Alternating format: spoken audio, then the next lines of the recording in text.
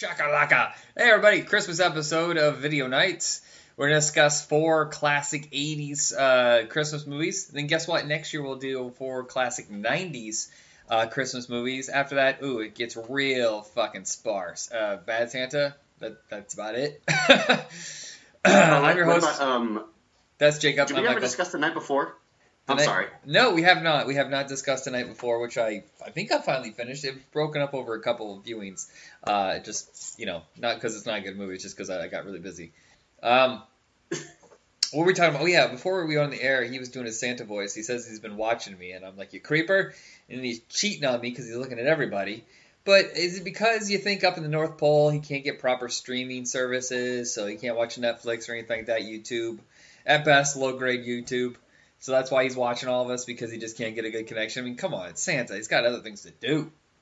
I know. Especially, when you realize there's like this little black, little dot in the corner of your ceiling in your room, and you're like, oh shit, that's like one of Santa's little cameras, yeah. Cameras. His elves are cranking one out to you. Yeah. So and those elves on the shelves though. Those only apply to kids, at least until you hit 13. Yeah, we get. Please tell me you watch that. We get MILF on the shelf. Dude, please tell me you've got to watch that Elf on the Shelf Jason Momoa skit from Saturday Night Live. Oh yeah, I have not watched. I'm watching actually all the old Saturday Night Live episodes, so I'm catching some old Christmas stuff.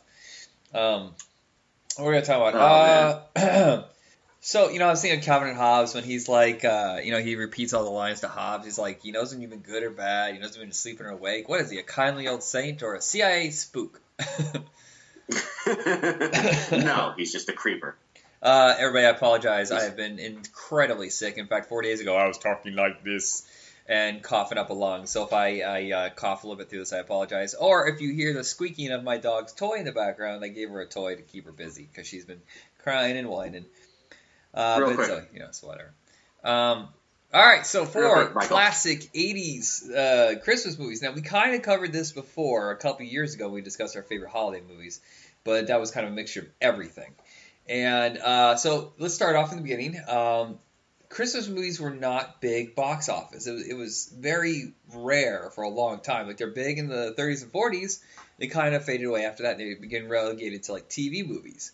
Christmas Story is the first one that was it wasn't huge at the time. It did okay, but it was funded by a studio. It was a Canadian film funded by a studio here in America, and it's one of those movies, if you don't know already, it's just one of those that just blew up.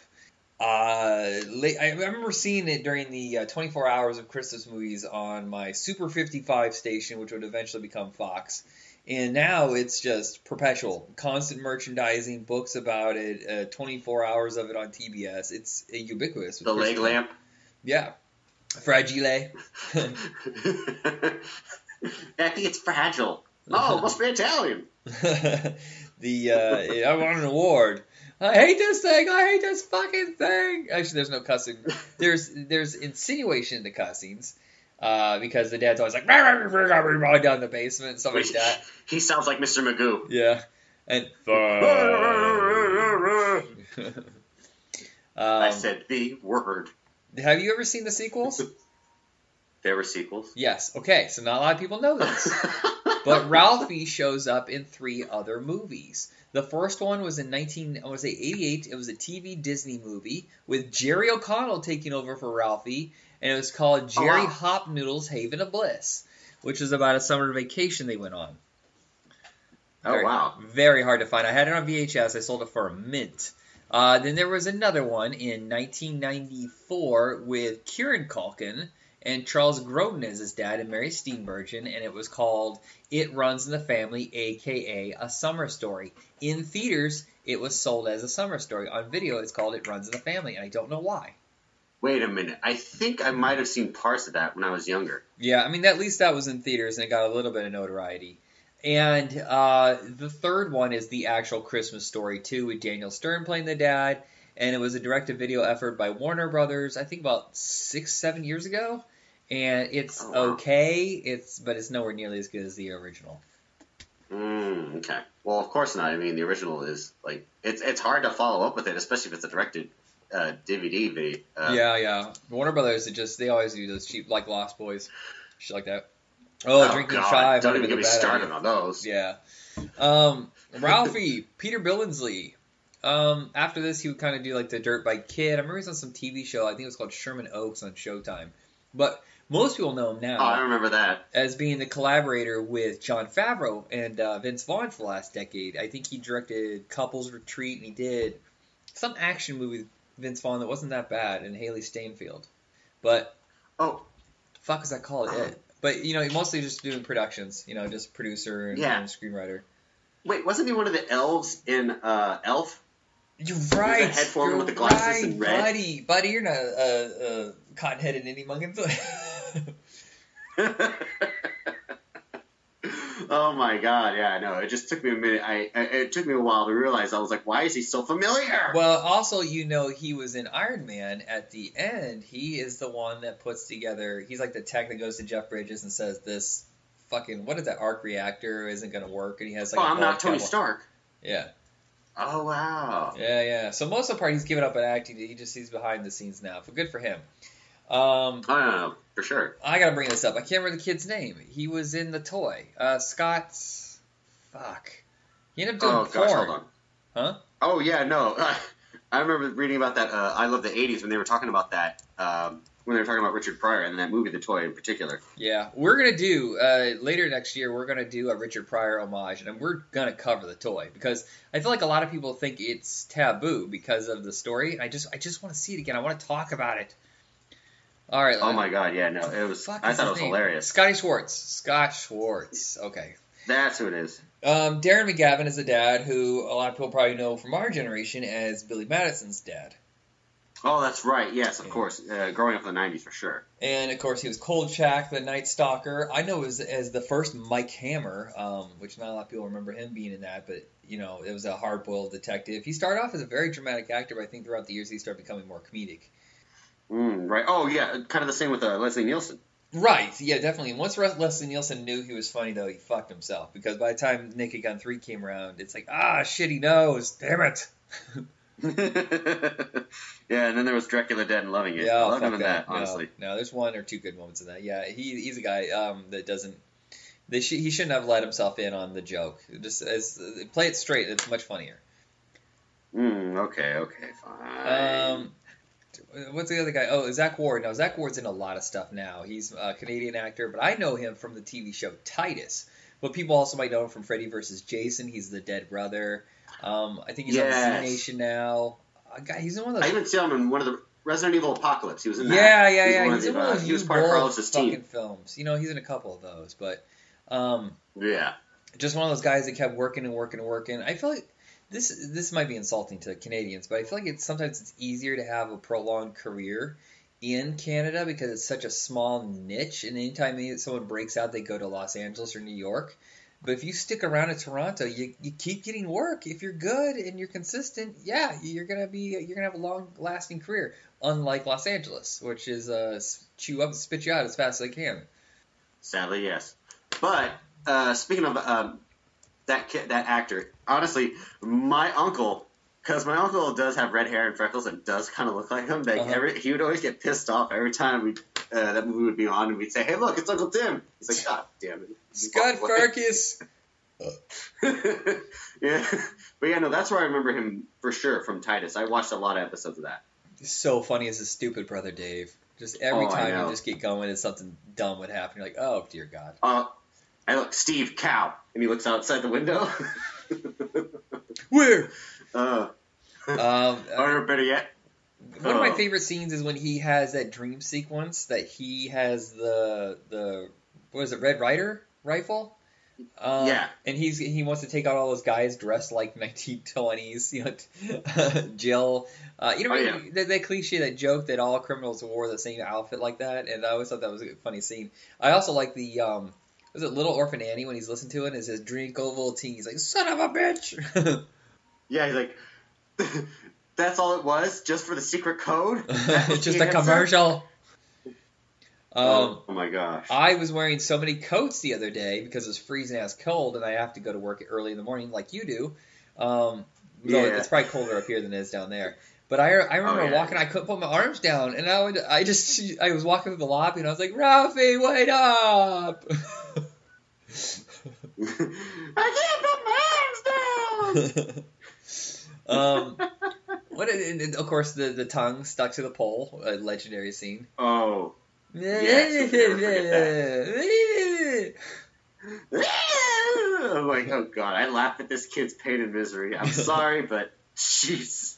When he meets Santa and he's terrified of him, and he's like, "What do you want, kid?" Red baby gun. You'll shoot your eye out, kid. Ho ho ho. And Santa's like, what, the 10th person that's told him? Yeah. Even his teacher told him you'll shoot your eye out?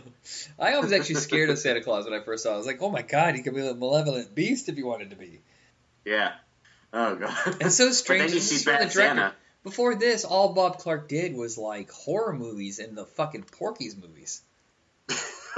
Really? You did Porky's? I think he did Christmas Story between Porky's 1 and Porky's 2. That's awesome. Yeah. Oh gosh. If I remember correctly, after this, Bob Clark did Turk 182, which is a really good social political movie with Timothy Hutton. After that, I'm not so sure. I feel like he kind of disappeared, but I do know he made Baby Geniuses, which I thought I had dropped acid when I watched it because I had to watch it for. We showed it at our movie theater. Yeah. Oh god. And that's right. I watched it when I was on HBO. I'm gonna look. I want to know what Bob Clark, rest his soul, is. Oh, someone put a Bob Clark on IMDb with fucking what is his name? Agent Coulson's. They put the guy who plays Agent Coulson. Bob Clark. Is that his real name too? That's Clark Gregg. What the fuck? Right? That's dumb. Nitwits. Okay, so after this, I know what they're getting for Christmas. He did Turk 8180. Oh, he did Rhinestone with Dolly Parton. Oh. Yeah, he did not do Porky's Revenge. Okay, so he only did Porky's 1 and 2. Okay, good. Then he did Turk 182, Amazing Stories, episodes of that, From the Hip, Loose Cannons, It Runs in the Family. Oh, so he did do the sequel to Christmas Story. Well, that's good for him. He did Fudge. Do you remember Fudge? The book Fudge? No. Oh, it was really popular. I remember eating a lot of fudge. Yeah. And then the Baby Geniuses and a bunch of Karate Dog. Fuck that movie. Don't you bring Karate Dog in this house. Where Chevy chases the Karate Dog and Simon Rex from MTV. God. Yeah, it's a classic for a reason. It really holds up. When I find out that people who are older than me haven't seen it, I'm like, what? Why? Huh? I never heard of Karate Dog. I am baffled. I thought it was Hong Kong. It sounds like Hong Kong food to me. Yeah. You know, the sequence at the end, it makes sense in its context. I think a lot of problems now is we're too woke. Like, okay, so this is what I equate it to. There was so much resistance to the world changing for decades. I mean, just dragging through the mud. I can't believe it took us so long to stop saying gay in a derogatory manner, for fuck's sake. You know, and then, some people say it. Some people still say the N-word and think women are stupid. But, okay, so you have the extremes right now. The extreme right and the extreme left. And for a long time, there was this bubble holding it all in. And all of a sudden, it just exploded within the last 5 years. And now it's almost too much. We're almost too woke. We're so woke that we're making ourselves miserable. We're taking everything out of context. Baby, it's cold outside. At first, I was like, oh, yeah, that does sound fucking rapey, because I'm seeing it through the eyes of now with, like, the whole Bill Cosby thing. But then if you go back and do the research, which my friend, shout out to my friend Mike Dennis, who did all the research, and he said, look, at that time, some of these jokes mean totally different things. In the 60s, hey, say what's in my drink was a common joke on Dean Martin's TV show. So she was referencing his joke, and I didn't know that.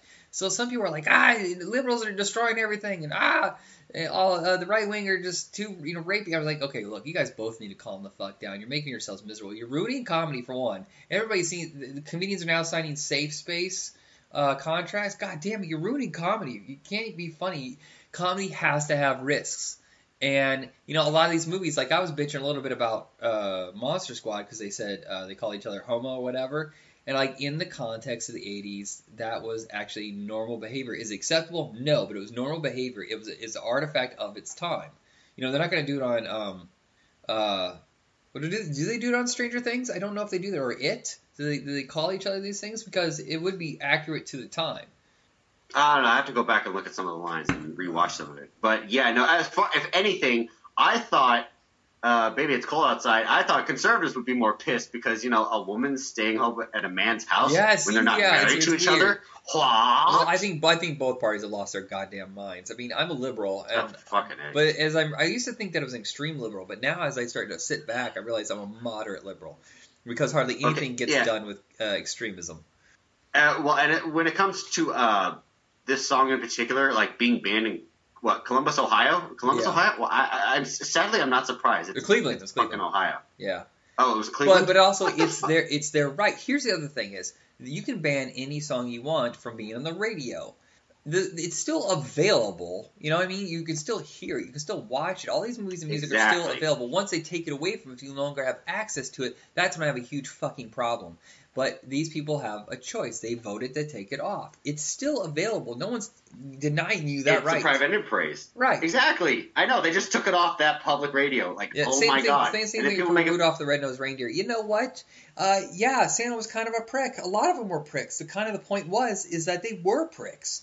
It was about acceptance, and the metaphor has changed. It's about being in the 50s and 60s, it was about being of a different race. And then the last 30 years, it seems to be more about being transgender or gay or something like that, just generally being an outcast. And the point is that everybody's kind of a prick to him, and eventually they learn that they were assholes about it. They're grateful for his existence. They need his help. It's just, Santa's still kind of a ding-dong about it.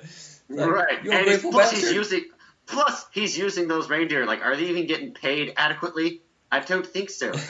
Also, speaking of, you have to watch this Rudolph skit on Saturday Night Live with Pete Davidson, Jason Momoa, and of course the rest of the male cast. It's fucking hilarious. There's a really good one. There's a really good one years ago on Mad TV where it was all psychotic and Rudolph is like a mafioso godfather and he forms a union and takes on Santa or something like that. But I always had a joke. I always want to see my Christmas special, Adolf the dead-nosed reindeer, which is a completely psychotic. Like, he's the brother of Rudolph, and he hates Rudolph's guts, and he decides to get revenge. Okay. Personal favorite, though, right now has to be the rat bastard Charlie Brown Christmas special. Bill Hader is Charlie Brown. Bill Hader as Al Pacino playing Charlie Brown. But yeah, anyway, back to Christmas Story. Yeah, I mean, we wrap this one up and move on to Santa Claus, but which Santa Claus? Well, are you done with Christmas Story? Because we don't need to keep talking about it today. Oh God, no! I mean, it's on. It's like I'm done with it. I turn off the TV every time it's on. I'm kind of burnt out. I love it, but I'm over it. Yeah. And before we go any further, I want to give a shout out to a group that's been supporting us on Facebook, Awesome Geek Headquarters. They're a nerd group, and they help promote and share and stuff like that. So he's been really helpful with getting my show out there. And check out that group, join it, contribute if you want. Okay, so back to what we're talking about. Santa Claus the movie is the one that I always have so much trouble with. I know some people love this movie. My problem with it is that it's too sincere. It's too in awe. It's so epic that it's no fun. Yeah, I mean, as far as it goes, I at first when you told me about it, I was like, wait, the Santa Claus movie? I was like, are we talking about the one with Tim Allen? But no. Yeah, it's from the guys who did Superman and Supergirl, the Saul Kynes. They spent a fucking fortune on this. It costs. I've heard rumors that it costs up to $50 million. I would not be surprised because they always overspent. And I remember the promotions were very heavy, especially with McDonald's. There has all sorts of merchandising. Come and get a Happy Meal, get a Santa Claus mug or whatever like that. And everybody expected it to be this massive hit. And it did. Technically, if it hadn't cost so fucking much, it would have done better. I think it opened up, if I remember correctly, against Spies Like Us. And Spies Like Us, the one that ended up being a huge hit. And Santa Claus movie, I didn't see it for years. I saw it like on TV in this really truncated, badly processed adaptation. Like, because it was shot super wide. And back in the day, they only showed TVs in full frame. And they had to crop it and squish it down. It looked fucking weird. And I just remember, like, it's okay. I kind of like the stuff with Dudley Moore. And this is when Dudley Moore was at his absolute peak. And John Lithgow, I knew even then, I was like, oh, he's playing it big. He's going fucking huge with this thing. It doesn't work. It just, tonally, it shifts all over the place. Yeah, no, the tone was a little inconsistent, and for me, it slowed down the pace. But like I said, I do appreciate like some of the performances. I mean, Dudley Moore, I always liked. I mean, especially since Arthur. And I think there was another movie I watched with him when I was a kid, something with Kirk Cameron, where he and his dad. Like Father, like Son. Yeah. Oh yeah, that's what it was. Mine was Crazy People. We should do a Dudley Moore tribute too, because he's gone, and I'm sure there's some movies in there like Arthur, 10. Like Father, like Son, which I own. I can send you a copy. This shut up. I own a copy. It's all part of this big set. No. I'm just thinking about like some of the scenes in Arthur. I just can't get over Dudley Moore laughing his ass off when he's drunk. It's Dave Huddleston.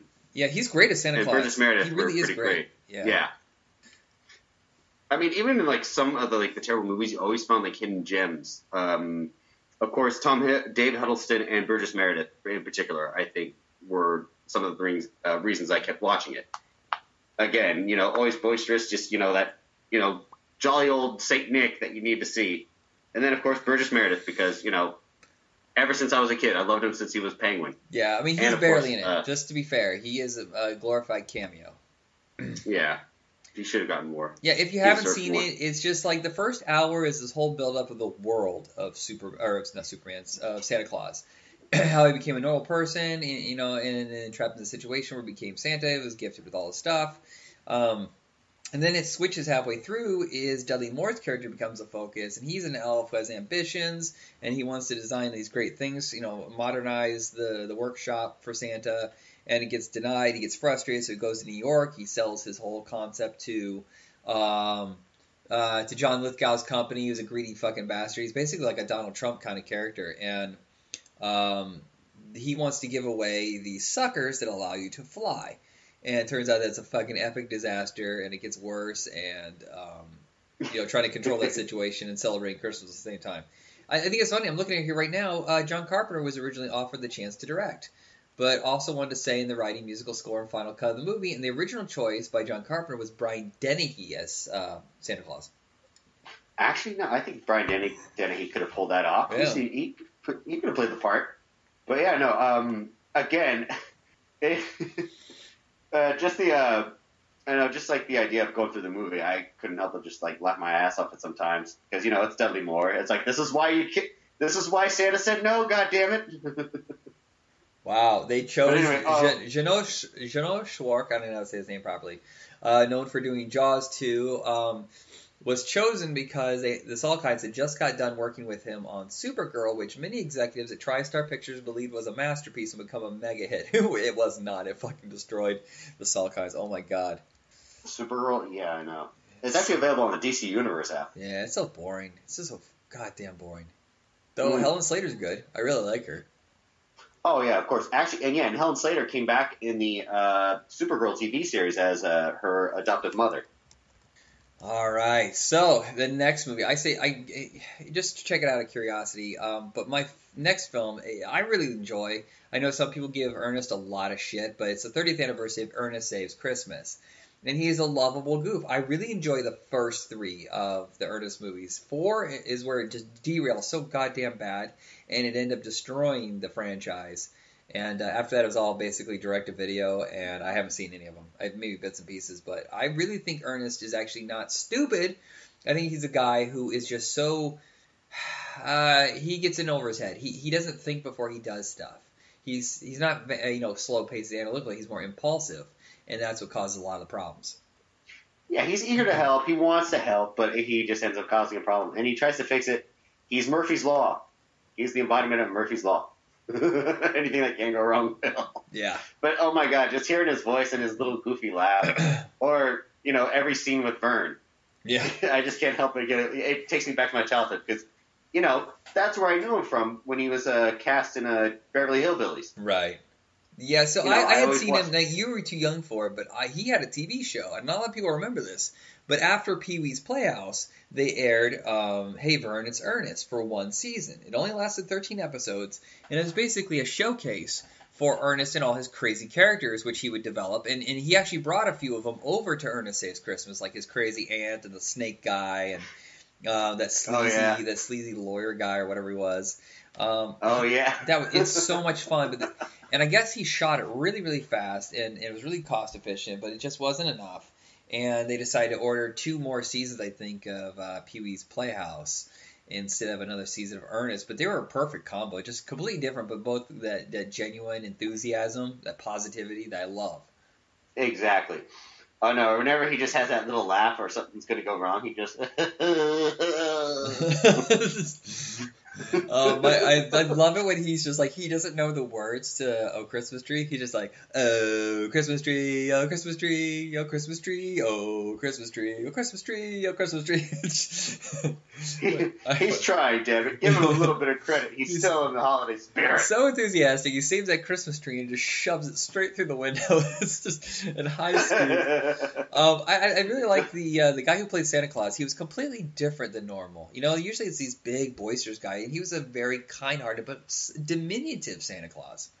Yeah, very short. And, of course, he, mentioned it like the reality of being Santa Claus. It's like every few hundred years, someone else has to be picked, just like with the Dread Pirate Roberts. Yeah. Except, What the fuck's that from? The Dread Pirate Roberts. Is that from Muppet Princess Bride.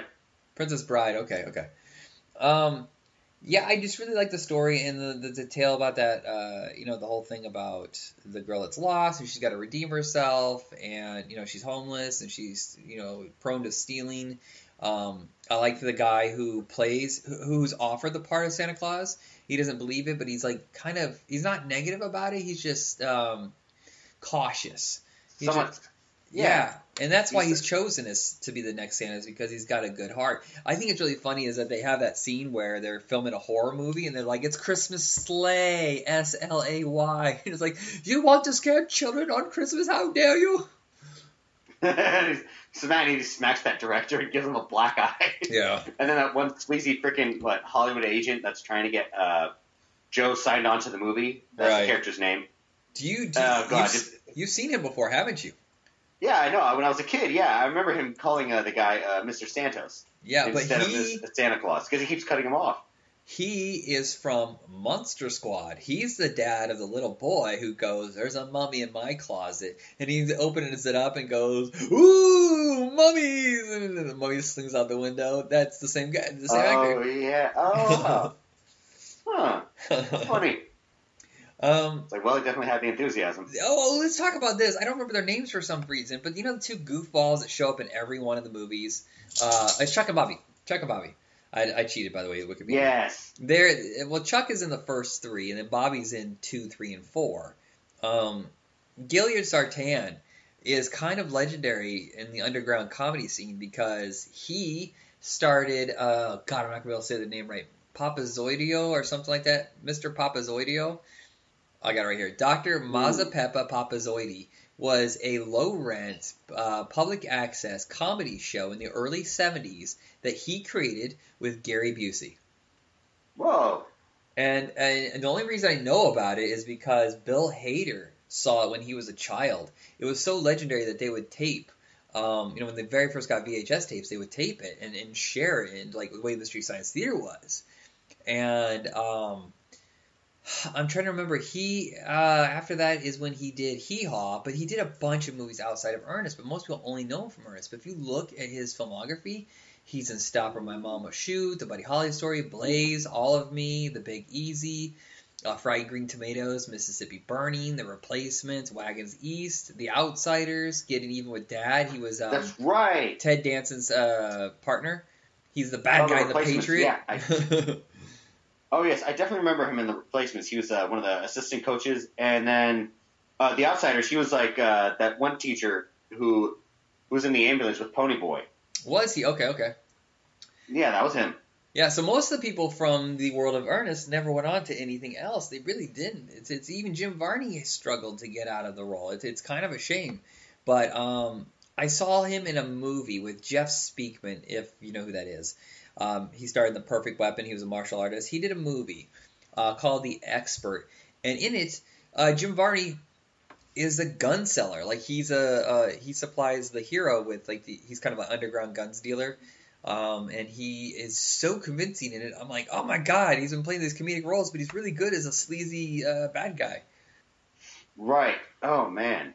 Yeah. Again, Jim Varney. Sadly, yes, no, he was always like typecasted, but he did do well on Toy Story. I mean, Yes. being Slinky Dog. He wasn't poor. Let's say that. He was not poor. He cultivated the whole Ernest thing. So it's weird. Okay, so the Ernest thing, before he had the movies, he did commercials. That's how he became famous. And I guess around 80, 81, he had done a TV show called The Rousters, which was from, I want to say it's from Stephen J. Cannell, who did 21 Jump Street and A-Team. It was only on for one season. And he went back to Kentucky after that was over with. And him and his friend John Cherry decided to go to these companies and do commercials. Now, what they would do is have a plot like Ernest is climbing to the roof of his house, working on it on a hot summer day, and he's like, "Oh boy, it's hot working out here on this roof, isn't it, Vern?" And the camera would shake, "Yeah." And then he would grab, "Wouldn't you need a hot or a nice, cool Coca-Cola or whatever?" Drink it, and then he'd forget that he was holding onto a ladder, and he'd fall off the ladder. And that was the whole commercial. Then they would reshoot it again and say, instead of Coke, it was Dr. Pepper, it was Mug Root Beer, it was 7-Up. And that's how they made all their money, is they would make one production slate, but 12 different commercials. They would just change out the product. And they made a fortune doing this, enough to raise enough money to make movies. And Ernest Saves Camp is not the first movie from them. Oh, God, what's the fucking name? It's, I gotta look this up. It's a weird one. I've seen it before. Give me a sec. I'm sorry here.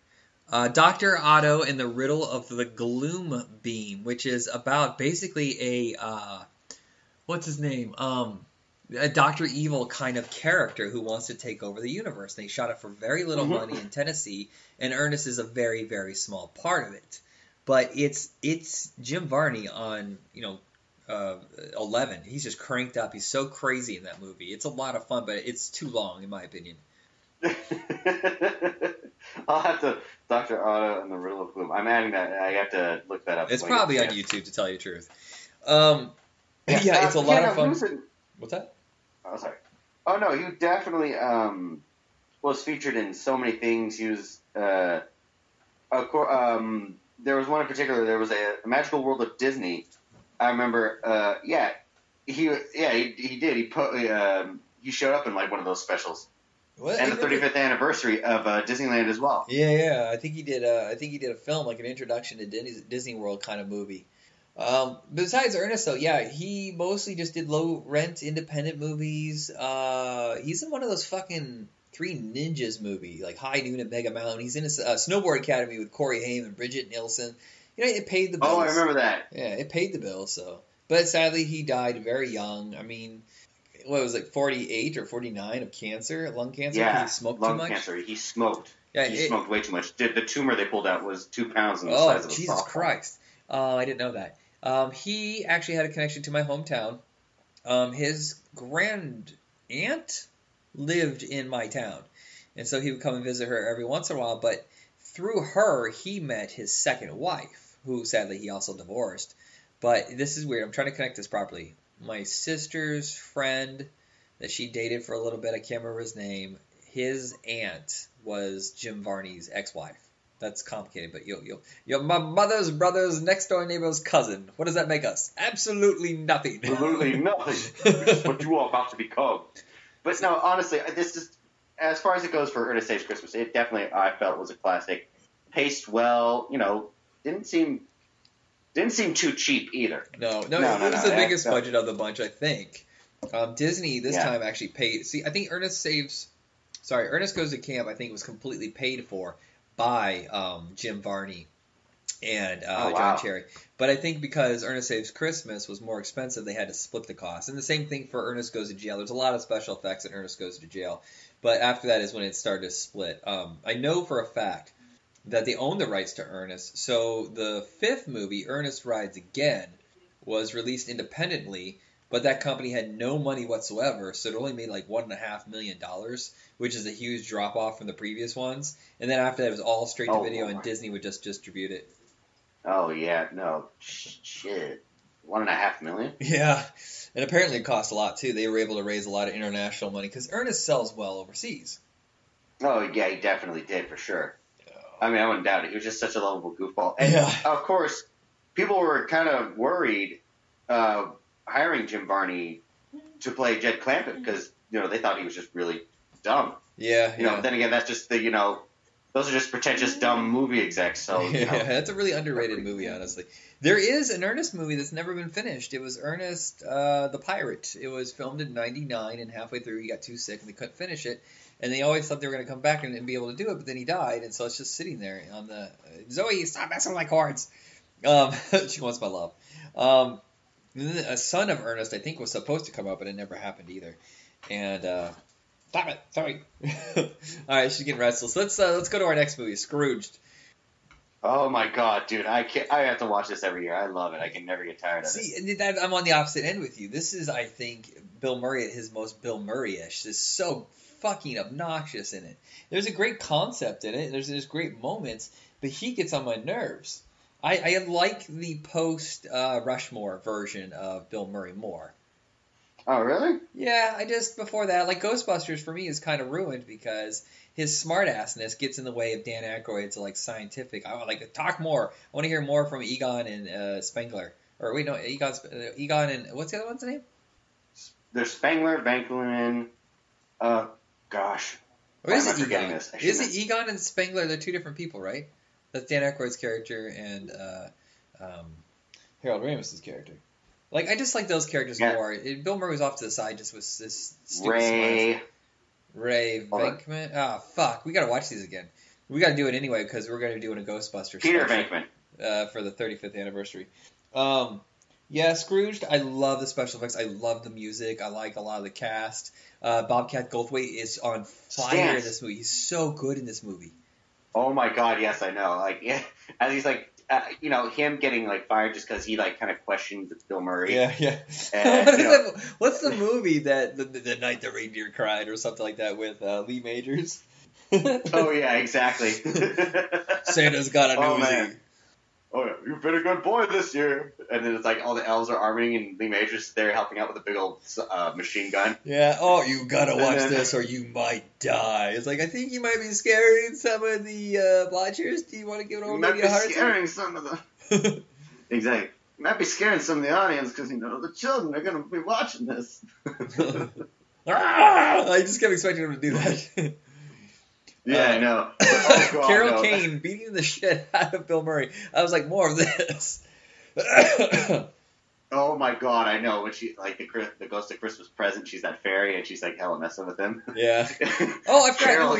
We missed one. Buster Poindexter as the Ghost of Christmas Past. And a lot of people didn't know who the hell Buster Poindexter was at the time. If you don't know, David Johansen. The New York Dolls. Yeah, David Johansen, the New York Dolls, and that career had kind of faded. And then just on a lark, he decided to create this whole new persona called Buster Poindexter and was hitting it really big in New York. So he was asked to basically run the band in 86-87 season of Saturday Night Live. I'm pretty sure it's 86-87 season before G.E. Smith really took over. And that's where he debuted... Hot. Oh, he did Hit the Road Jack and Hot Hot Heat. Or no, not Hot Heat. That's a band. Doo-doo, hot. Yeah. Exactly. And that got him some heat or whatever, and then he ended up in Scrooge. Now, not a lot of people remember is he did a couple movies after this. Most notoriously, Car 54, Where Are You? Then there was Free Jack. Oh, shit, I forgot about Free Jack. Yeah, he's in that. He's in the first part of that. Car 54, Where Are You is interesting because I didn't know this until I looked it up. It sat on the shelf for 3 years while Orion went bankrupt, and it was a musical in the first cut. And they went back and cut out all the music, and maybe that's why David Johansen, or a.k.a. Buster Poindexter, got chosen to be a lead in this studio film, is because he was a singer. And it's just so weird. Like, why spend all that money on musical numbers and then just throw them away? Yeah, no, that's silly. Yeah. Just absolutely silly. Scrooge, just a bigger budget from Richard Donner update of Scrooged, or A Christmas Carol. Yeah. Fuck, who's the writer? He's the guy who did... They made a movie about him, A Feudal Jester, or whatever it is. You know the movie about National Lampoon? Michael... Yeah. He wrote Caddyshack, and he wrote Scrooge, and it was one of the very last things that he wrote before he died. I gotta look. A Feudal and Stupid Gesture. Thank you. I couldn't remember. Scrooge was written by Michael... I know I'm supposed to have my Wikipedia up as my cheat sheet, but fuck you. Oh my god, I'm trying to think. Oh, Douglas Kenny. Is it? No, it's Michael Donahue. Never mind, maybe I'm wrong. Maybe it wasn't Doug Kenny. Michael Donahue. Doug Kenny was. Yeah, maybe I'm wrong. Oh, okay. I'm looking this up. Okay, Michael Donahue. I know he wrote for Saturday Night Live, and he almost destroyed Saturday Night Live because he started writing for it in like 80, 81, and it was a goddamn nightmare. It was so unfunny. Good. Actually, no, he didn't write any movies. I still thought he wrote Caddyshack, but you're right. I think you are thinking of Doug Kenny, or it was Doug Kenny. Yeah, no, it had to be Doug Kenny. Yeah, nothing here. A lot of these projects were abandoned. Oh man. Hey, I gotta. But no. Okay, I gotta. Awesome sauce. Awesome sauce. Awkward break there.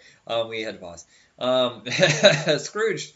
Yeah, I know you absolutely adore it. You were telling me to watch this, and I for some reason, I really liked it when I was a kid, and then I just got irritated with it. And it's okay, but I just want him to shut the fuck up for some reason. He's so annoying. I think it's interesting is that his brother is in this, who I can't remember his name, but he was only in one other movie, as far as I know. It was called Moving Violations, and he's very also Bill Murray-esque in that film instead of it being his own thing. Pretty much, yeah. No, yeah. Pretty much all his brothers are in there. Right, I forgot that his oldest brother, Bill, plays his dad. Brian Doyle, not Bill. Played his dad. Wendy Malick. the 5 pounds of veal. Oh, yeah, Robert Mitchum. Oh, yeah. Oh, John Glover. I totally forgot about John Glover, who later would show up in Gremlins 2 as Donald Clamp. Oh, gosh, yeah, that's right. The big old CEO. What's the word I'm looking for? I don't know. Like the optimistic, kind of like airheaded kind of CEO. Yeah, he has no real grounded ideas. Robert Goulet. I forgot Robert Goulet was in this. Goulet. And Nature Goulet. Betty Hackett. I don't even know how to do Betty Hackett. Pretty shot poopy. Oh my god. That's much better. Jesus, I didn't know you had a Buddy Hackett. I don't know how I do it either. It's just pretty crazy. This was a huge, expensive film, by the way. I didn't know that. But it also had I couldn't tell. Wasn't it years between... What? I'm sorry. I had no idea like a movie like that was expensive. Yeah, I mean, it was like, what, 88? But even... Yeah, $32 million back then. I mean, fuck, Batman only cost $45, so it tells you they spent a lot of money. Well, I was thinking Bill Murray hadn't been in a movie as a lead in 4 years. I mean, that's a long gap. Ghostbusters, then he did that small part in Little Shop of Horrors, and then this. That's a long-ass gap. What the hell is that about? I don't know. But I do know, I did enjoy Michael Pollard's appearance at the homeless shelter when they're all crowding around Bill Murray, calling him Dick, thinking he's Richard Burton. Why the hell do you keep calling me Dick?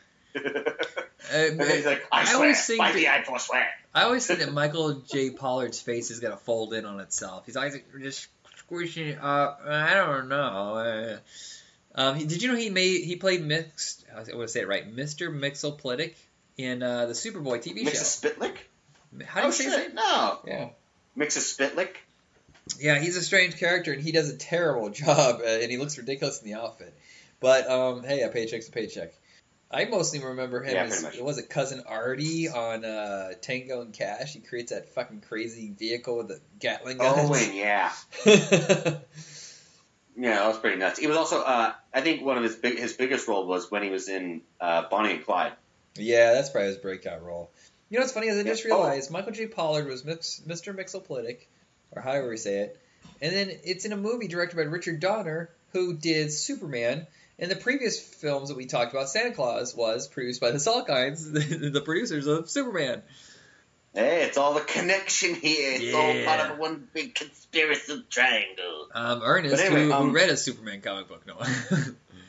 Oh, I don't doubt it. Shoot, who don't love Superman? Yeah, I don't know. Superman's boring to me, honestly. He's the one of the least. It's his morals. Huh? It's his morals that are boring. Yeah, I don't know. It's just the villains just to me are interesting. I'm a Flash, Green Lantern guy, then Batman, and then maybe Green Arrow. Okay. Alfred Woodard was also in this. Oh, I totally Mayville King. Yeah. Yeah. John Murray. Oh gosh. Well, let's not forget. Shit. Damn it, she's in Raiders of the Lost Ark. Mary. Oh yeah, Karen Allen. Oh Karen gosh, Allen, no. thank you. Yeah. No, she was great. She was definitely, of course, like in Scrooge's Past, the lover, the one that got away, the one he let go because he was a selfish dick. The one that got away. Yeah, but in this movie, you know, it has a happy ending. He gets her back, and then, of course, oh gosh, Bobcat Goldthwait though. That one scene when he's like holding the radio station, the TV station hostage, so they don't change the channel or fade away. And then he's like, "You saw it. That was an innocent window. You saw what I did. That I don't think you know what you're dealing with." The way he said it just fucking killed me. I just love it when he freaks out. But yeah, he's kind of restrained in this one, actually. This is the year that he decided to change his persona because he did Hot to Trot. And then this, which he's much more restrained. And then he left. Remember, he just left the whole entertainment world for a while to go work on Shakes the Clown. And highly underrated film. It's truly a nightmare of what can go wrong in the entertainment business. And he's a director now, and he does a couple of comedy things here and there. But mostly he's a director, and he's really good. Yeah, he did, World's Greatest Dad. God Bless America. He did, God Bless America with, which Murray was it again? Is it Joel Murray? Joel Murray. Yeah. I'm pretty sure it's Joel Murray. He did a Bigfoot movie, which I haven't seen yet, but he has a TV show now, which is, I think, on Shudder, which is a horror anthology, and I heard it's really good. Oh, yeah. I'll have to look into that. He also did, Joel Murray. Oh yeah, Joel Murray was also in the Artist. Well, I know him from One Crazy Summer is like one of his big things. Yes, that's where I first saw him. Like when I was a kid, I'd always watch that. I still enjoy watching it to this day. If I ever find it on DVD or Blu-ray, I'm buying it. Yeah. So I'm buying it this is what that. Okay, so Richard Donner had just come off of Goonies and Lethal Weapon and Ladyhawk. You know, just like boom, boom, boom, and then he did this, and then he did Lethal Weapon 2, and then I think he disappeared for a little while to go do Radio Flyer, I think.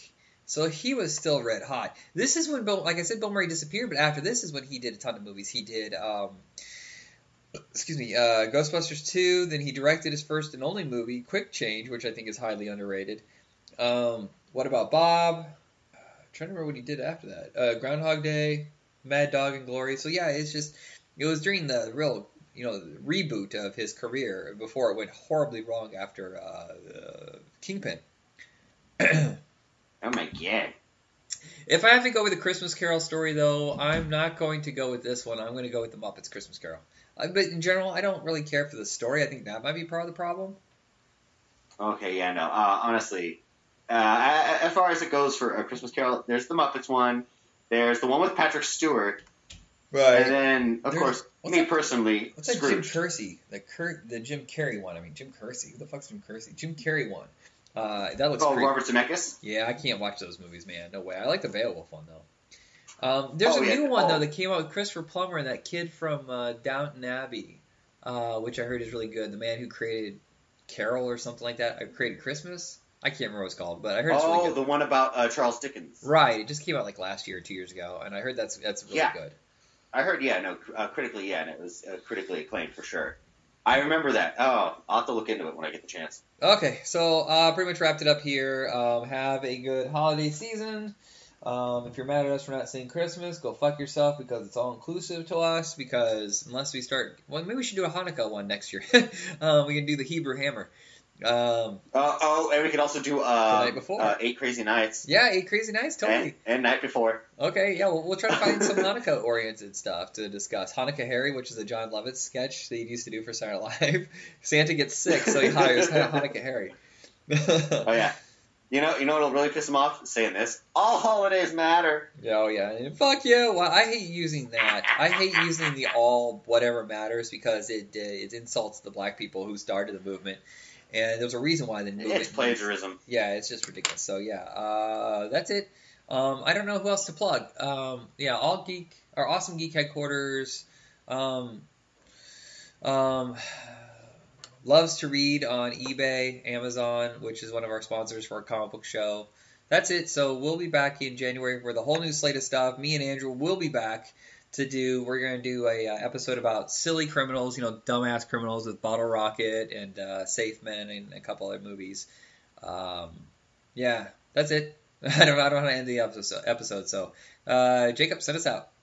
All right, everybody, namaste and good luck. And again, have a happy holiday, whether it's Christmas, Hanukkah, or Kwanzaa. Or Boxing Day. Day. Get to celebrate.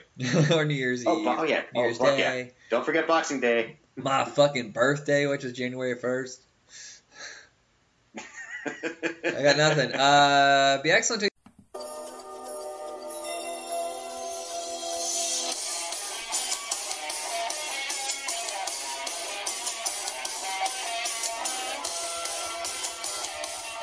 Hey everybody, welcome to another episode of Stumbling Towards Adulthood. I'm your host, Michael. On the other side is my co-host, Tony. Hey, what's happening? It is the dead of winter. Right? Has winter started yet? I never understand this. I always feel like winter starts after Thanksgiving, but it's actually in the middle of December, isn't it? I don't know. It seems like it's winter-like outside, even though it's a little warmer in my neck of the woods. But I thought it was around winter, if you're relatively close. Do you get snow where you live? We do. I guess more in February. I guess maybe around January, February we get it. Some seasons we get it harder than others, but of course everybody here freaks out like it's the most snow they've ever seen. When I first moved here, I guess in 2014, I live in like central North Carolina, by the way. It was relatively a good amount of snow, but people were abandoning their cars on the side of the road. It was just ridiculous. People were overreacting like crazy. And I was like, guys, it's not that bad. It's not. I can't even remember how many inches it was. It wasn't that bad. It just required a little patience. Yeah. People were freaking out. It was hilarious. Well, I lived in Indiana for 26 years of my life, and then I lived in California for a big chunk. And, of course, at most you get a light dusting. And I mean light. Like, the snow hits the ground, you got maybe 5 minutes before it melts. And that was really rare. That's like twice a year. And then I moved up to Oregon, and within like the first couple months, we had a snowstorm, but not a snowstorm like Indiana snowstorm. It was like, I don't know, maybe an inch in a couple hours, and the traffic was nuts. It was as if it was the apocalypse was coming, and everybody's flipping out. And I'm like, holy shit, I'm the only one dancing around in the snow, so happy to see it again after all these years. And I thought this was a rare occurrence. No. If you live in Oregon, you get that at least 4 or 5 times a year. And every single time, people lose their minds. I was like, how have you not prepared, at least mentally, for this? Well, that's Portland. I mean, that part of Portland is a little warmer than, say, maybe Eastern Oregon. But every 10 years, every 10 years, Portland seems to get a really bad snowstorm. And when I first moved there, like in 2003, we had a really bad one. And it was bad by I don't know, most area, even by like maybe an Illinois standards. It was pretty good amount of snow. We happened to have an SUV at the time, so it wasn't that bad for us. But there were people out there driving, and this is like they forgot how to drive, because they haven't seen a snowstorm like that in a while. And if you're a younger driver, and I mean, you can't remember 10 years ago, you probably hadn't remembered driving in snow like that. So I mean, it really depends on your perspective. Here, the area kind of shuts down when we have a small amount of snow, not because, I mean, there's a lot of drivers who are from here, from like New York and Massachusetts, and so they're used to snow, but the problem is the area doesn't have the resources to deal with it because it doesn't get snow that frequently, so you don't have like NCDOT doesn't have the amount of salt to cover every road, so traffic's going to be a nightmare just because they're not prepared for that kind of snow. It happens once in the blue moon. So it's just, it's one of those things you have to deal with.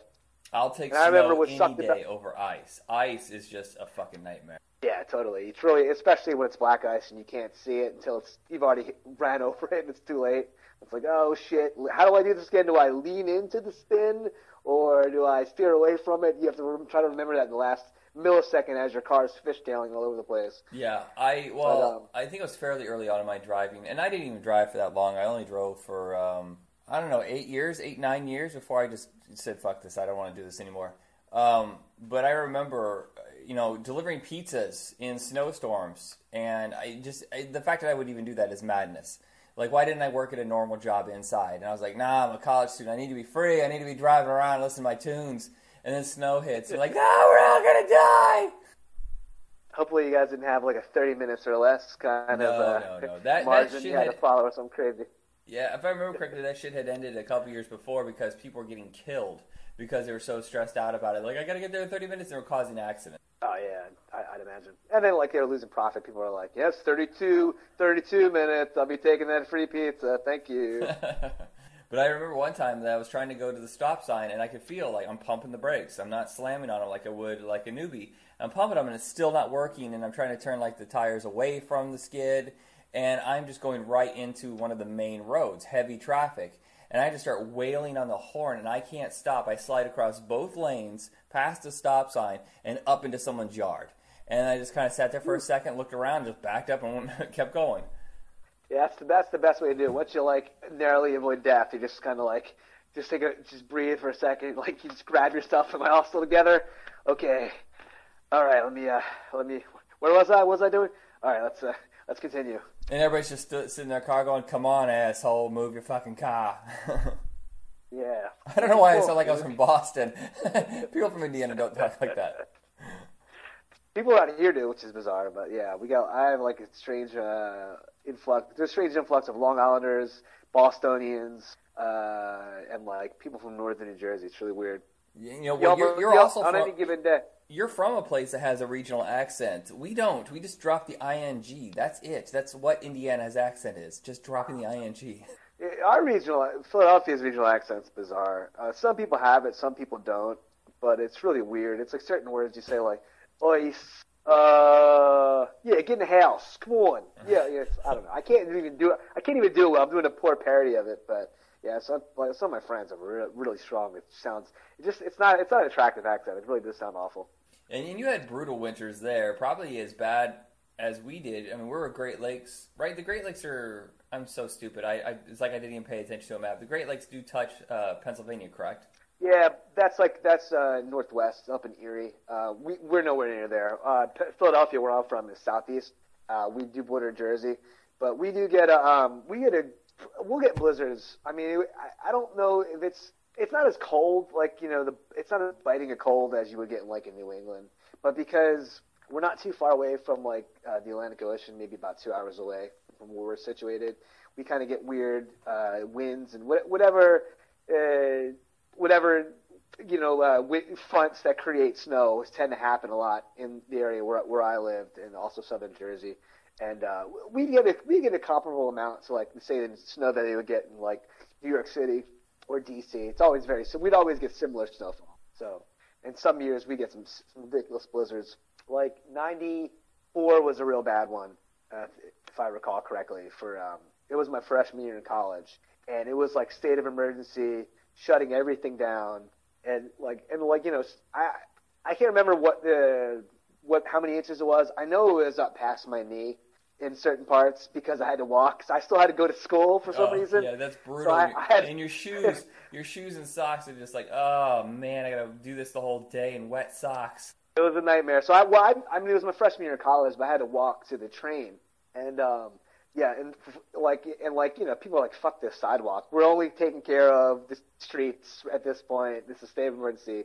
So I had to trudge through, and the trains were running just fine. I don't know, for whatever reason, the rails were warm enough that they didn't freeze over. But most businesses were closed, and even though my college stayed open, a lot of the professors couldn't make it to class. So it was it was ridiculous. So you were not allowed to not go, but you had to just go anyway, and knowing that there's a 50-50 shot your professor wasn't going to make it. And it never did. I always just wasted a day, go to all my classes, no one would show up. I was like, what the fuck? But you would have to write your name on the log that you made it anyways to get your credit hours. You know what I mean? Because if you didn't, you get more than 3 credit hours missing. It's like credit denial, and you're paying for class and you're failing. So anywho, but yeah, it was really bad back in '94. I know high schools were shut down for 2 weeks or something, and then of course you had to tack that on at the end of the year. I know, that's the worst. Summer, oh crap. Okay, I guess bonus round. Shit. Around here, for my kids are they still, but schools will shut down here if it's too cold. No snow on the ground or anything. That's what I'm saying. If it's I think it was 4 degrees the one day or something crazy, but it was just too cold for them. So they had a snow day, and then at my son's school, he's in a different school now, but the school he was at, it's year round. So they would have them. You'd have to make up the time on the weekend instead of adding it to the end of the year because it doesn't make sense. There is no time added at the end of the year because it's year-round school. So they would have to make up their snow days on the weekends. Wait, he does not have a summer? Well, you get like it's like yes and no. So you get like now he's back in traditional school, but back then no. You would get like 3 weeks off in the summer or 2 weeks off in the summer throughout the summer. So maybe you'd get 2 weeks off in August, another 2 or 3 weeks off in July. So you get plenty of time off, believe it or not, in summer. When you think about it, you're never taking it, even though you're off for 2 months in the summer normally through a traditional. There's no place you're vacationing for 2 months. So it's not like you're missing out on any potential vacations. You know what I mean? I know, but the joy of summer is okay.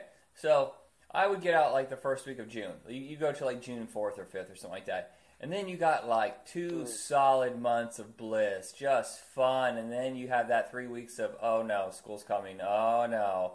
You get that break. But if you only have 2 weeks off during the summer, you never have that moment of bliss. You're like, shit, I only got 2 weeks. All right, here we go. Well, once you hit high school, it's back to all high schools in Syria are traditional because you can't do a year round once you're in senior year anyway. So it's just kind of. But no, I hear you. I mean, I've only gone to traditional school, so I wouldn't know any different. But I guess it does keep you fresher. You don't come back even to the next year. What was I learning about again last year? This has been a crazy summer, man. I don't know.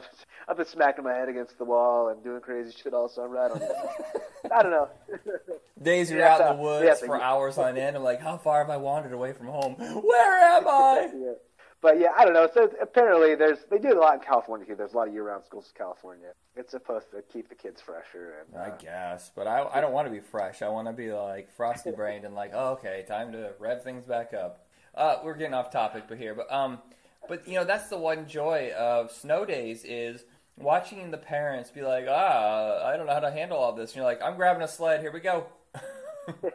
Yeah, it's like their misery and your joy were like comparable. They'd be so fuck, you know what I mean? You'd be like, yes.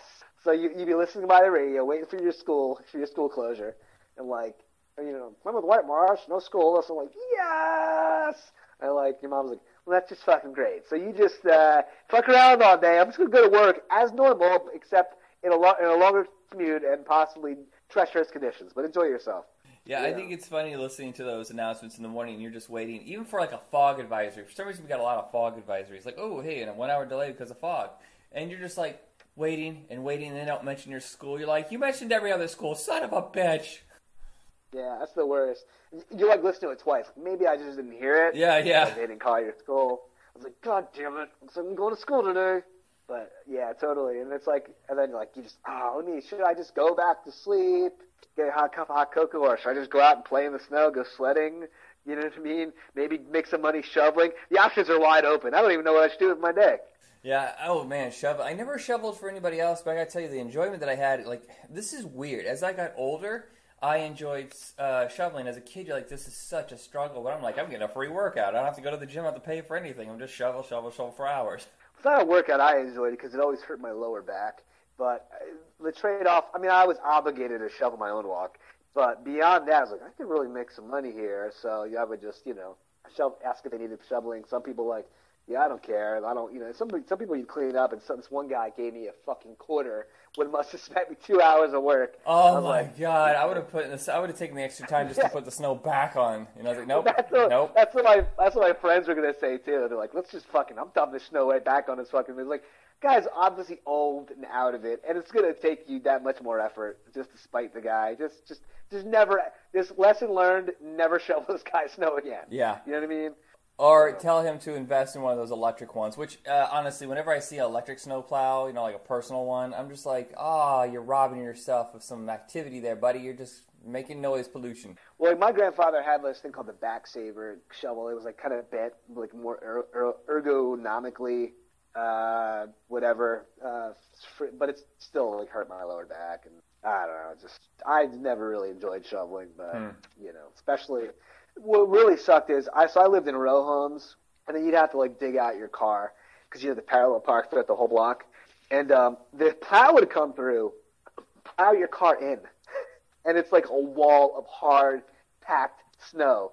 I was like, how am I going to get this out with this shitty little shovel? I need like an actual spade, like an actual shovel for digging dirt to get this car out. This is packed in super hard.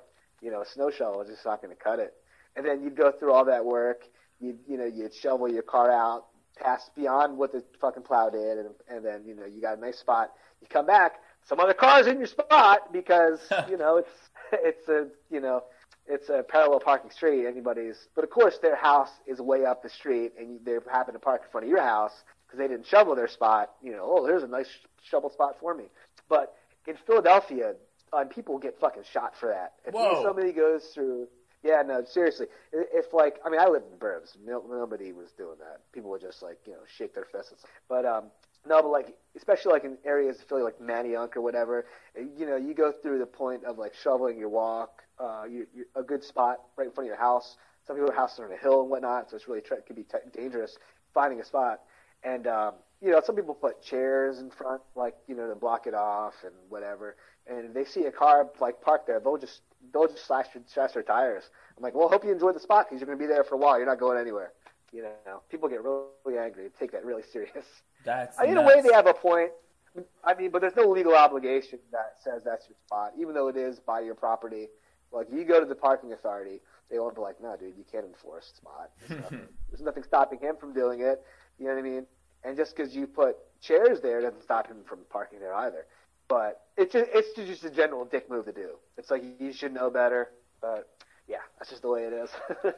The worst, of course, is like you said, driving in the ice. I just remembered that when I was delivering pizzas once to someone's house, out in the middle of nowhere, and I'm trying to drive up their steep driveway, and I'm like, I can't get up this thing. No matter how hard I try, I'm just sliding around. So hit my hazards, park it, put the parking brake on, and I'm sitting at the edge of their driveway, almost in the highway, and I walk so ever delicately up their ice-covered driveway, get to the house, give them their pizzas and all this dangerous weather, and they're like, here you go, no tip. So I feel like I should have just taken the pizzas and just thrown them in the snow and said, you're on your own, kid, and just left. Yeah, I remember I was going to work in a county over at the Target I was working at the time, and I only knew how to get to the work this other county one way, and it was through up the steep enclave, this kind of hill that's almost like a 45-degree angle hill, but it's the only way I knew how to get there. And didn't really have access. I didn't have a GPS, and the phones back then didn't really have a Google Maps so you could look on it. So I didn't know what. So I just tried to let me just try it out, and I just went up, and then I just feel my car sliding back. It's no shit. You break it does no good. You're just sliding. There's no traction. And then luckily there was no cars behind me, and I just was able to slide back and do a 3-point and get out of there. But it was just that 1 millisecond of panic. I was like, what's going to happen if I can run into somebody? I ended up calling my mom. I was like, because for whatever reason, even though I lived in my same area for 20, 40 years, I had no frame of reference on how to get anywhere. You know what I mean? Just landmarks. I never went anywhere. I only had a car for a select period in my life. I never drove anywhere. And, of course, my mom laughed at me. She was like, you don't know how to get? You got to take whatever road to so-and-so road across the seven. English. I need landmarks. I don't know what you're talking about. I don't know how to get anywhere. Yeah, people still ask me today. I was like, where's this? I'm like, well, how do you get here? I was like, well, first off, you have to pass this building and this company and this company. I don't know roads. Don't fucking ask me about roads. I'll tell you where a business is that's on its way. Yeah, well, I've been living, just like you, we've been traveling. I've been living in a different city for every couple of years. I don't know what anything is, always. I've never had any clue where I'm going, where I'm at. My favorite part, though, of snow days is the trek to the massive hill we had in our downtown park, the Memorial Park, whatever, where everybody would go sledding. But since I hated people and children and stuff like that, and it was always like a clusterfuck, just massive amounts of people, we'd wait until really late at night. I'm talking sometimes at midnight. We would grab our sleds and hike the mile or two to the park and sled, just sled or whatever and do whatever we wanted until 2 or 3 in the morning. So usually cops came by and what are you guys doing? Go home. Jeez, just if anything happens to you, no one's going to know. I know. Awesome. I know. I was like, well, if I'm unconscious for a few hours, I'll be preserved. Yeah, that was another thing. It was we would really love. We had a little bit of hill across the street from my house, but we would trek to this other hill. little further away, Cedar Grove Park, a huge hill, and it was just freaking awesome. And then there'd be like a crowd of people, but we just kind of like, we're all together. Yeah, it's pretty cool snow, right, guys? Like, yeah, I guess, have a grand old time. There was this golf course we would go to until they decided they didn't want punk kids sledding on there anymore. Yeah, pretentious asses. Yeah, for the longest time, it was like one of the coolest spots to go. This great hill, but then they just didn't want. And it wasn't even like on an area where there was greens or a fairway. Well, we weren't really messing anything up, but they just didn't want these ruffians coming from outside the neighborhood. You know what I mean? And it's a posh area called Chestnut Hill. It's a posh area of Philadelphia where they don't want these like ragamuffin dirtbags from neighboring towns coming there and sledding. I hate that. I hate that class war that always seems to be there. No matter what, you're from the wrong side of town. You think by now it wouldn't even matter, but it always seems to. Well, of course, their response was like, "Oh, we don't want anyone to get hurt; they'd be liable." And I guess maybe you have a point, but no one ever got hurt, and you know why you're. Yeah, I was gonna say you're not worried about people getting hit in the head with golf balls, are you? No. Oh yeah, for sure. Yeah, totally. Because it's right. It was right next to Chestnut Hill College, so it's not like you're not worrying about hitting any college students with any like sliced balls or any shanked balls. Did you ever go skiing or snowboarding? Yeah, so I mean my uncle is an avid skier, and I tried to be like him, and so I would occasionally go to so where we were situated, we were like about 2 hours away from the Pocono Mountains, and there's ski resorts there. There's Jack Frost and Big Boulder, and we would what was it called? Anyway, I'm not even sure. I know Jack Frost. I'm not sure about the other one, but so I would go there, and I'd go skiing occasionally. It was never all that good. I did take a ski trip back in 1992 to Vermont, Killington, and that was pretty cool. I'd never been skiing on that level before, but everyone was so awesome at it, and I looked like a total doofus who had really no business being on those slopes. But yeah, for whatever reason, it's an expensive hobby, and I just didn't have the time or financial ability to keep up with it. But well, I think it's funny is if you look at the trend, especially in the movies, it seems like every other movie had some sort of ski theme in it, or it was just a whole ski movie. You would think everybody was skiing, but I've never met anybody until I talk to you right now that has ever gone skiing. I've only met a few people who went snowboarding, and we're in that. That it's not like it's surfing where we couldn't do that because we weren't near the ocean. We had tons of snow, but I've never known anybody to be like a regular snowboarder. We had one that we all shared. I was insanely shitty at it. Maybe that's why I have hip problems now, is because I kept landing so terribly. But I've never known a skier, and snowboarding a bare minimum. Well, the thing about the skiing movies, it was always similar to Caddyshack. There was always kind of like a class thing going on. So maybe it was the guys who worked at the ski resort versus the people who were members of the ski resort via their parents. And they was like, well, I've been skiing too, because on my off days, you know what I mean. And then, so there's always the underdog, you know what I mean, versus there's a whole like goofy backstory. Always, it seems to be in all these movies. But for us, I mean, unless you live near like a mountain, you're really not going to be skiing all that much. Or unless you're relatively wealthy, where you could go to Aspen or Park City, Utah or something, or Breckenridge, Colorado, or if you're in the Northeast, you go to like Vermont or one of those places. Yeah, I think the one around here is probably Bend and Sisters, like that area. Yeah, so it's anywhere in Mount Hood or what have you. I mean, skiing around there, but generally you don't have that kind of money because skiing is expensive. Even if you own your own skis, you know what I mean. You got to pay for the lift ticket and like driving there, and But to rent them is that's a racket right there. So you got to rent the skis, you got to like rent the bindings and the boots, and you got to get sized. It's a lot of money, for just for like a weekend hobby. So yeah, it's. Whereas snowboarding was the 90s kind of screw you to the pretentiousness of skiing, where it's just like one simple board, usually affordable, not tons of equipment. I mean, you still had to travel all the way to get there, but it seems like that's kind of died off. It's kind of like the way roller skates and rollerblading switched in the early 90s. And now I don't know anybody who does either one. Yeah, well, in the 90s, especially in the early 90s, when I remember going to the ski slopes, there were some ski slopes places didn't want snowboarders there. You know what I mean? And I'm not really sure why. They just didn't want them there. But certain ones had certain slopes just for snowboarders. There were some logistical reasons, which I don't recall. I don't think they were just outright being dicks to like these like younger kids snowboarding. But now I think they're pretty well incorporated. But I remember it was kind of a new thing, and I replaced, was so accepting of it at the time. I've never had the opportunity to go snowboarding. I wish I'd caught it at the right time where it was, more of a thing. But, it seemed like they had a lot more fun. It seemed like it was harder to stop. So it was. That's when I always fell. I would get going, and all of a sudden I would just like, oh no, no, and then plump, plump, plump, plump, plump. And that's the only thing that kept me from not even trying snowboarding, because like as shitty as I was at skiing, it was like I bet I'd be even fucking worse at snowboarding. So I was like, yeah, maybe I should just stick to like non-snowy.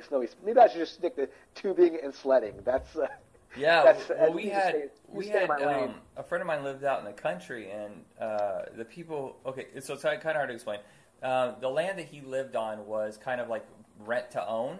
The people who ran it because it was partially a farm, so they would run the farm part, but they let them live in the house, and they were going to buy the house. But they had all these extra inner tubes, and so for like Christmas, they gave him a couple of them, and so we throw them in the back of my truck, and we go on the hill. And my favorite was the fact that we weren't going fast enough, so we decided to grab WD-40 and spray the bottoms. And let's just say the speed limit was raised, like by a very high amount. We shot down that thing like a friggin' rocket.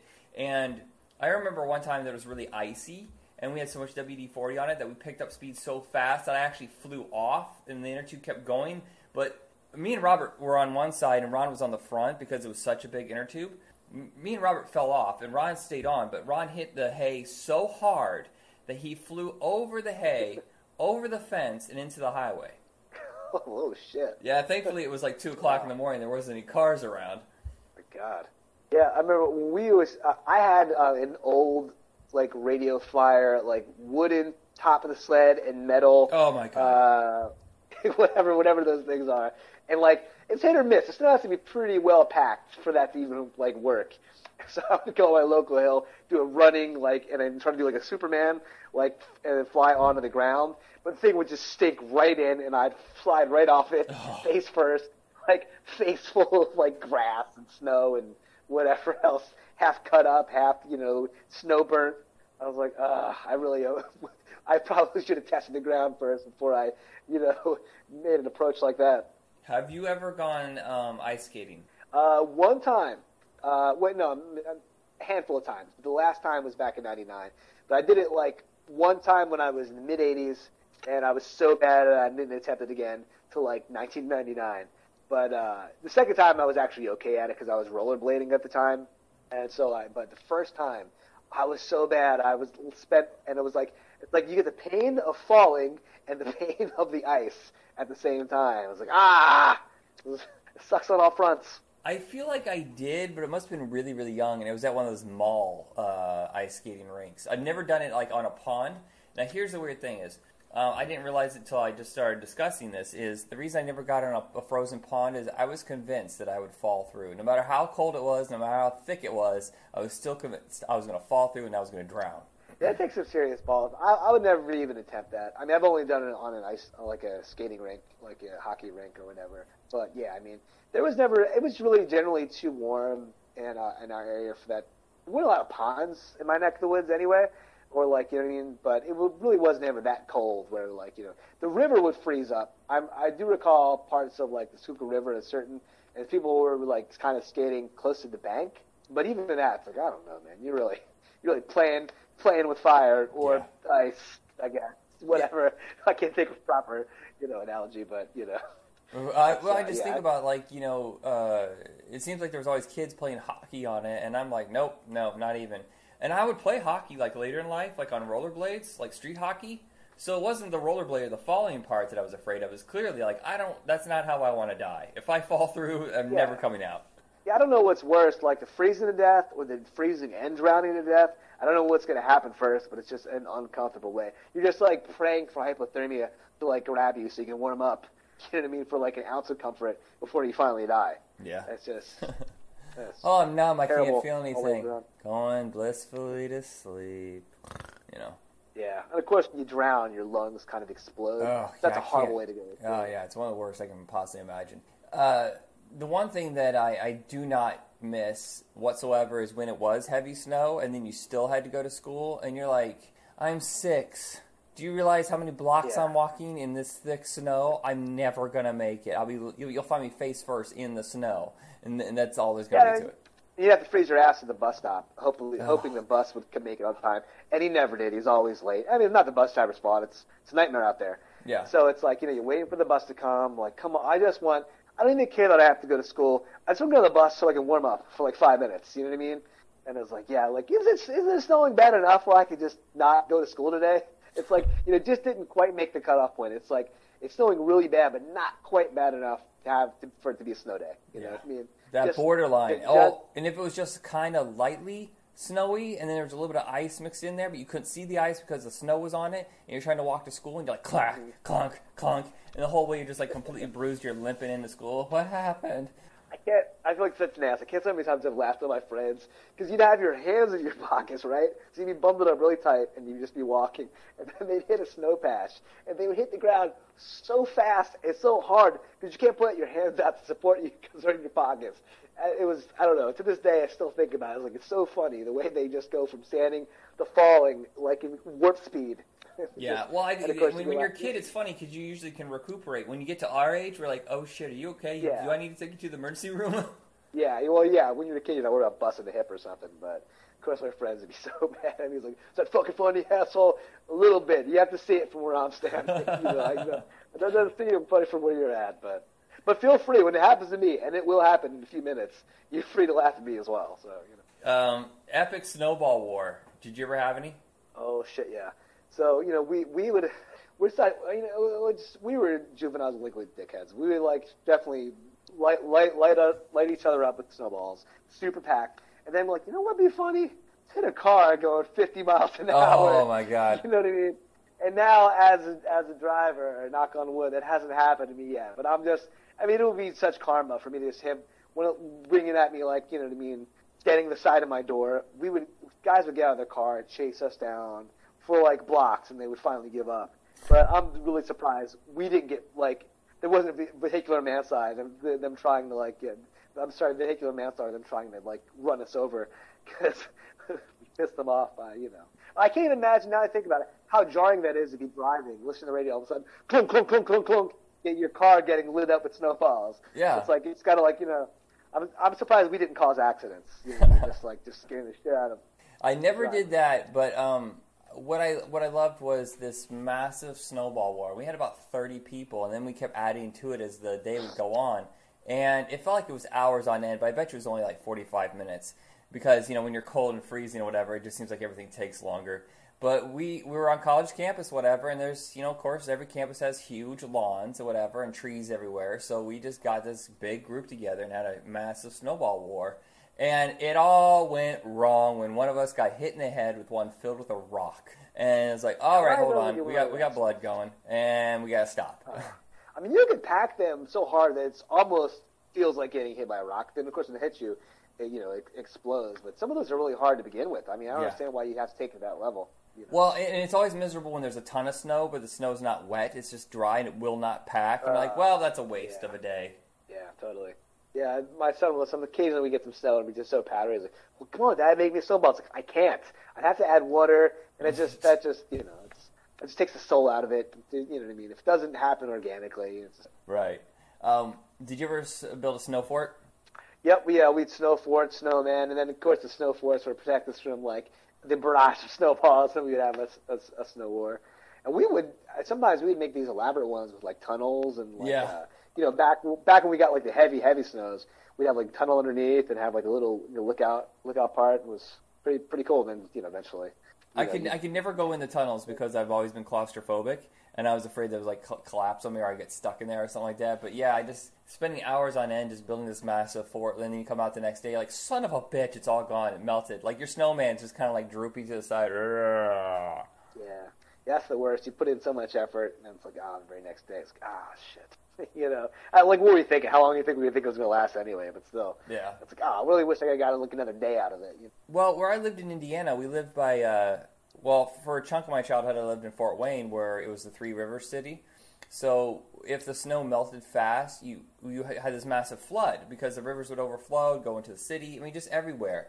And I don't know if you ever suffered that, but you're just like, every year, you think they'd be prepared. Like, it happens 2 or 3 times a year with this, like, the snow melted overnight, and now we are completely drowning right now. I guess, like, even if you're prepared for it, I guess there's really no place to divert the overflow. Even with the drains, you know what I mean? It depends. This is just too much for the system to handle.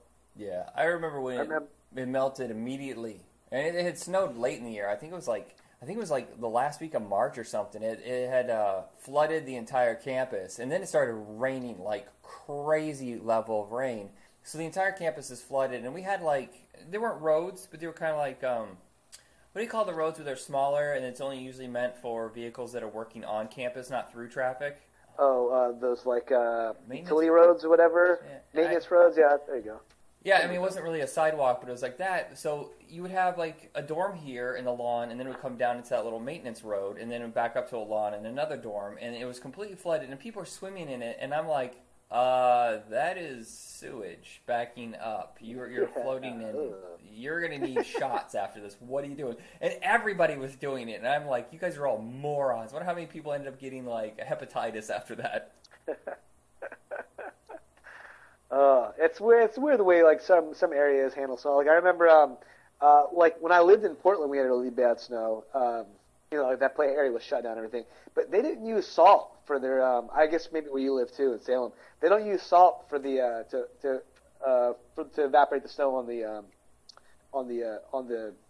streets or the roads and whatnot. They use that kind of like black gravel. Huh. I guess maybe they still do it. Yeah. That's what they use back then. So, I mean, it's more eco-friendly, especially for the wildlife. However, once that snow melts, that shit hits up your windshield like nobody's business. So you really, they can only remove it from the road so quickly. Mm-hmm. And then, but like, my car's windshield was so pitted up with those little divots, and like, you know what I mean? And I wasn't prepared for it, so you really have to give yourself enough space behind another car while that's going on, and just be careful when you're not driving so fast, because those things will just come up and just wreak havoc on your car. That being my first year in Oregon, I had no idea that, I was like, why are you guys using salt? But well, it's Portland. I'm surprised it's not artisanal, like, salted caramel drops. These are handmade, and we've dropped them all over the road.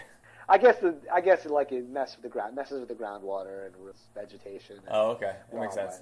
There's a reason. It's a green-friendly state, so it makes sense. Here they don't give a shit. They'll brine the streets the night before, like in a salt solution. They'll salt it afterwards. They don't care what they kill. All right, I think we kind of hit the end of this subject. Anything else you want to say before we go? No, that's pretty much it. He's like, I know like snow days are what they once were, but I'm pretty sure kids taking in the same time-honored tradition of like sledding, cocoa drinking, general good times. All right, everybody, check us out on Facebook under Retro Rocket Entertainment. We're changing the format a little bit for the next year. We're going to pick... Now, I don't know if you want to do this because I started thinking about this. We were going to start at the year you were born and talk about stuff that was significant to that year up until like my last year of college. But I was like, wait, if the point of the show is discussing middle school through high school and college, we probably shouldn't start in 75. We should probably start when you started middle school, because that's when you really start knowing what's going on in the media world. So we could do that instead. That's cool. Yeah, I think it was 88, maybe 87, 88 is when I remember starting middle school. Okay, we'll think about it, but that's kind of what we're going to do. We're going to talk about significant things in our social world and also the media world, and that were significant to our like burgeoning years of our teenage years, basically through our college years. That'll probably be the next year's worth of episodes. Cool. All right, everybody, have a good... What's that? Huh? That sounds like a plan, Stan. Okay. All right, everybody, have a good night. And well, that was not intentional. Whoops. There we go. Everybody have a good night.